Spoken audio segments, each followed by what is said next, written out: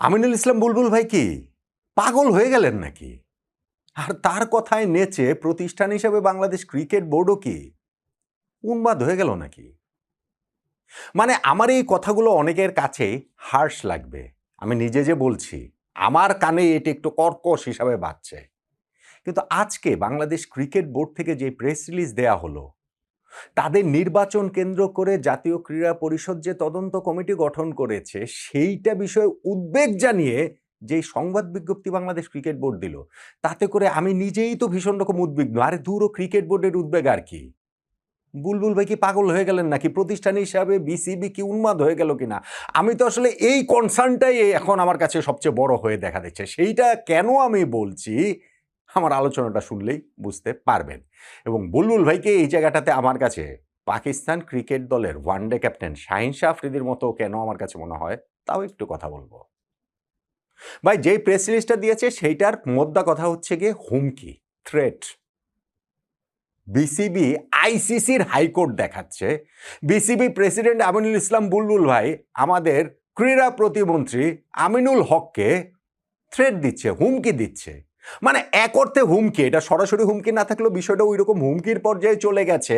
নানান রকম নয়ছয় এখানটাতে বোঝানো হয়েছে যে কি কি হচ্ছে কি হচ্ছে না, এবং আইসিসির কাছে গেলে বিষয়টা কিরকম পর্যায়ে চলে যাবে। তাহলে প্রচ্ছন্ন হুমকি রয়েছে যে বাংলাদেশ ক্রিকেটকে নাকি আইসিসি নিষিদ্ধ টিষিদ্ধ করে দিতে পারে। প্রচ্ছন্ন হুমকি আছে। আইসিসির বড় কর্তাদের সঙ্গে নাকি ইনফরমাল আলোচনাও বাংলাদেশ ক্রিকেট বোর্ডের এই জায়গাটাতে হয়েছে। মিথ্যা কথা, ডাহা মিথ্যা কথা, অ্যাবসলিউটলি এটা লাই। ভাই মিথ্যা কথা বলাটাকে এই ক্রিকেট বোর্ড একটা শিল্পের পর্যায়ে নিয়ে গেছে, এবং এটা অফিসিয়ালি, এটা আমরা ওই যে ওয়ার্ল্ড কাপে যখন বাংলাদেশ টি-20 বিশ্বকাপে খেলবে না ওই সময়ের ঘটনার প্রেক্ষাপটে আমরা দেখি নাই? প্রত্যেকটা স্টেজে গিয়ে আমরা দেখি নাই যে কিরকম ভাবে আমাদের সঙ্গে প্রতারণা করা হয়েছে, আমাদেরকে মিথ্যা কথা বলা হয়েছে? এইটাও ভাই মিথ্যা কথা। এবং আমি আপনাদেরকে বলে রাখি, এই ক্রিকেট বোর্ডকে সসম্মানে কিংবা অসম্মানে যদি বিদায় করে দেয়া হয়, আইসিসি কিচ্ছু করবে না। আইসিসি এখানে কোনো ব্যান ট্যান বাংলাদেশকে করবে না, কোনো নিষেধাজ্ঞা টিষেধাজ্ঞা আসলে এই জায়গাটাতে দিবে না আইসিসি। দেখেন আইসিসির সঙ্গে তো এমন কোনো কিছু না, আইসিসির সঙ্গে যোগাযোগ তো আমাদেরও আছে, আমরাও যোগাযোগ করতে পারি। আইসিসিকে ওই যে কয়েকটা মেইল করলে, ওই যোগাযোগ চ্যানেলে কথাবার্তা বললেই সেগুলো আসলে জানা যায় যে ওইখানে কি হচ্ছে না হচ্ছে। আর বুলবুল ভাই এমন একটা রেপুটেশনের জায়গা তার তৈরি করেছেন, টি-20 ওয়ার্ল্ড কাপে বাংলাদেশের খেলা না খেলা ওই সময় বিভিন্ন সময় মিটিং টিটিং করে আইসিসির কাছেও তিনি মোটামুটি মিথ্যাবাদী হিসেবে প্রতিষ্ঠিত হয়ে গেছেন। কেননা আইসিসির সামনে তিনি এক কথা বলেন, ভারতের এই ক্রিকেট বোর্ডের সঙ্গে আইসিসি তাদের সঙ্গে একরকম কথাবার্তা বলেন, পাকিস্তান ক্রিকেট বোর্ডের সঙ্গে একরকম কথা বলেন, মিডিয়ার সামনে এসে তিনি আবার আরেক রকম কথা বলেন। আইসিসির ওই হর্তাকর্তারা হতবম্ব যে একটা লোক এক মুখে এরকম নানান রকম কথা বলে কিভাবে। আচ্ছা ঠিক আছে, সেইটা ওয়ার্ল্ড কাপ গেছে, সেগুলো নিয়ে আর এখানে আমি আলোচনা নাই বা করি, কিন্তু আমি বলছি যে এই যে বলছেন যে আইসিসির সঙ্গে তাদের ইনফর্মাল আলোচনা হয়েছে, যেইখানটাতে বাংলাদেশের স্ট্যাটাসটা একটা ঝুঁকির মুখে পড়ে যাবে, এগুলো হচ্ছে মিথ্যা কথা। ঘটনাটা কি হয়েছে আমি শাহিন শাহ আফ্রিদির সঙ্গে তুলনাটাও কেন করছি সেটা দেখেন। বাংলাদেশ ক্রিকেট বোর্ডে একটা নির্বাচন হয়েছে গত অক্টোবর মাসে, ভীষণ রকম প্রশ্নবিদ্ধ নির্বাচন, যেই নির্বাচনে সরকারি হস্তক্ষেপ নগ্নভাবে হয়েছে। তখন ওই সরকারের যুব ক্রীড়া মন্ত্রণালয়ের উপদেষ্টা যিনি ছিলেন আসিফ মাহমুদ সজীব ভুঁইয়া, তিনি তার ইচ্ছা মতো যা তা করেছেন, এবং সেইখানে কাউন্সিলরশিপ দেয়া না দেয়া, রাখা না রেখা, ইনফ্যাক্ট ওই যে 15টা ক্লাব দিয়ে কোর্টের রায় নিয়ে আসা, স্থগিত করা, সব কিছুই হয়েছে কর্তার ইচ্ছায়। এবং সেইখানটাতেই একেবারে পুতুলের মতো নেচেছেন হচ্ছে গিয়ে আমিনুল ইসলাম বুলবুল ভাইরা। নেচেছেন কেন? কেননা তিনি টি-20 খেলতে এসে বাংলাদেশ ক্রিকেটের কিসের লোভে কিসের মোহে পড়ে গিয়েছেন যে তাকে টেস্ট খেলতে হবে, তাকে আসলে থাকতেই হবে। ফলে এখানে কোথায় কোন অনিয়ম দুর্নীতি কি হচ্ছে না হচ্ছে ইলেকশন এত কিছু তার জানা দরকার নাই। তিনি আবার প্রেসিডেন্ট হিসাবে জেকে বসতে পারলেই হলো 4 বছরের জন্য। সেই কাজটা হয়েছে। এখন সেই নির্বাচন নিয়ে একটা পক্ষ বয়কট করেছে, তখন থেকেই বলে আসছে যে এটা অবৈধ নির্বাচন। তামিম ইকবাল সহ একটা গোষ্ঠী যারা হচ্ছে ইলেকশন করতে চেয়েছিলেন তারা করেন নাই। এখন যখন সরকার পরিবর্তন হয়েছে তখন তারা ওই দাবির জায়গাটা তাদের আরো জোরালো হবে না যে সেই নির্বাচনে কি অনিয়ম হয়েছে সেগুলো তদন্ত করে দেখা হোক। এবং সেইখানটাতে জাতীয় ক্রীড়া পরিষদ 5 সদস্যের একটা কমিটি তৈরি করেছে, সেই কমিটি গঠন করে যদি এই নির্বাচনকে ফেয়ার হিসাবে তারা রায় দিয়ে দেয়, হয়ে গেল। বুলবুল ভাইদের তো ভয় কিসের?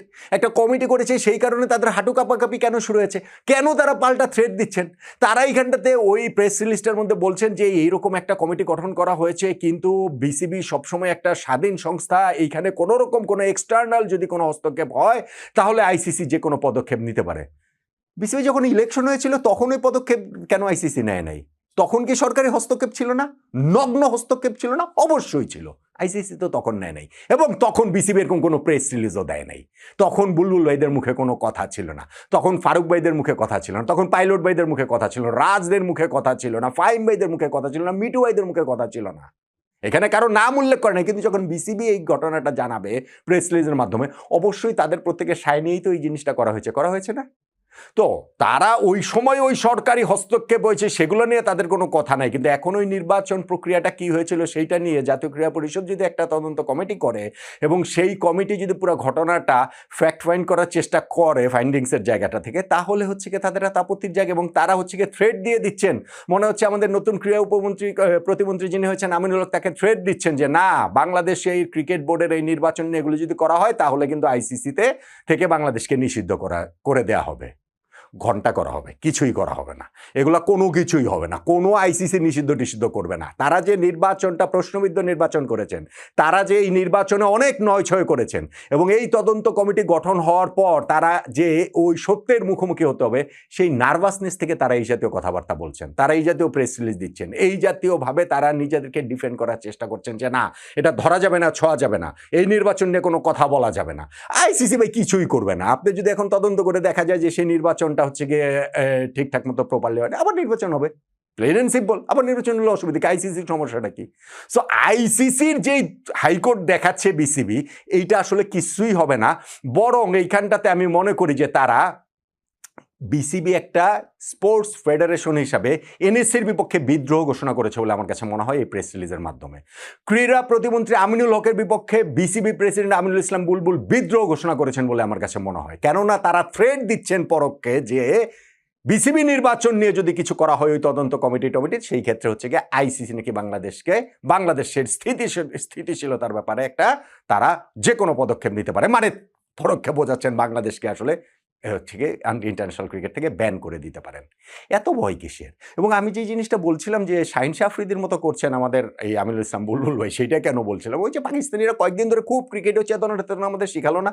মেহেদী হাসান মিরাজ যে সেই রান আউটকে কেন্দ্র করে সালমান আলী আগাকে, ওমা পরের ম্যাচটাতে জাস্ট 2 দিন পরেই দেখি আবার ওই শাহিন শাহ আফ্রিদি তাদের ক্যাপ্টেন, তিনি যখন একটা চোট্টামি করতে গিয়ে ধরা পড়ে গিয়েছেন, ওই যে লাস্ট ওভারে গিয়ে আম্পায়ার যে হোয়াইট কলটা করেছেন, তিনি তো জানেন তার ব্যাটে লেগেছে, ফলে যখন বাংলাদেশ রিভিউ নিয়েছে এলবিডব্লিউর জন্য রিভিউ নেওয়ার কথা না, কিন্তু বাংলাদেশ স্মার্টলি সেটা নিয়েছে, কেননা সেই ক্ষেত্রে গেলে ওই হোয়াইটটা যদি সত্যি ব্যাটে বা পায়ে লাগে, হোয়াইটটা হচ্ছে গিয়ে ওইখান থেকে হিসাব থেকে মানে বাদ পড়ে যাবে।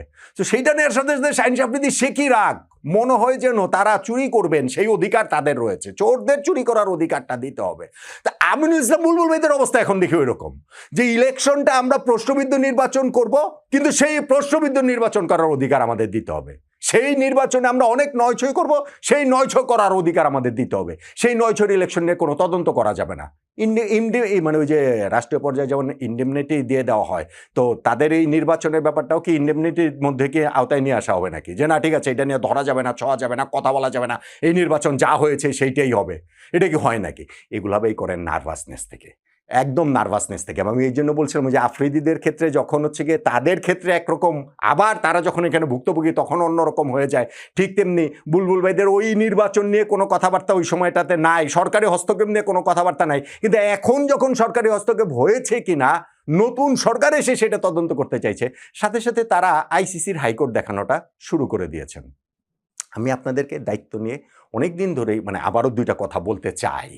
একটা তো হচ্ছে 12 ফেব্রুয়ারি নির্বাচনের পর থেকে আমি বলেছি না, এই ক্রিকেট বোর্ড থাকবে না, আমি আবারও বলছি এই ক্রিকেট বোর্ড থাকবে না, ফুল স্টপ।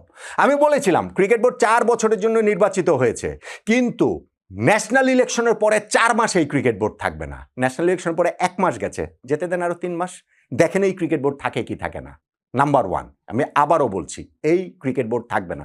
নাম্বার 2, আইসিসির সঙ্গে বিসিবি ইনফর্মাল কথা বলেছে এবং সেইখানটাতে আইসিসি তাদের কনসার্ন জানিয়েছে যে বাংলাদেশের এই যে স্ট্যাটাস নিয়ে একটা মানে জটিলতার জায়গা তৈরি হতে পারে। এটা ভাই ডাহা মিথ্যা কথা, এটা ডাহা ভুয়া কথা। নাম্বার 3, আইসিসি কিচ্ছু করবে না এই ক্রিকেট বোর্ডকে সসম্মানে কিংবা অসম্মানে বিদায় করে দিলে। কেননা এই ক্রিকেট বোর্ড বাংলাদেশের টি-20 বিশ্বকাপ খেলা না খেলা নিয়ে যেই কাজটা করেছে, যেইভাবে হচ্ছে গিয়ে ডাবল স্ট্যান্ডার্ড তাদের দেখা গিয়েছে আইসিসির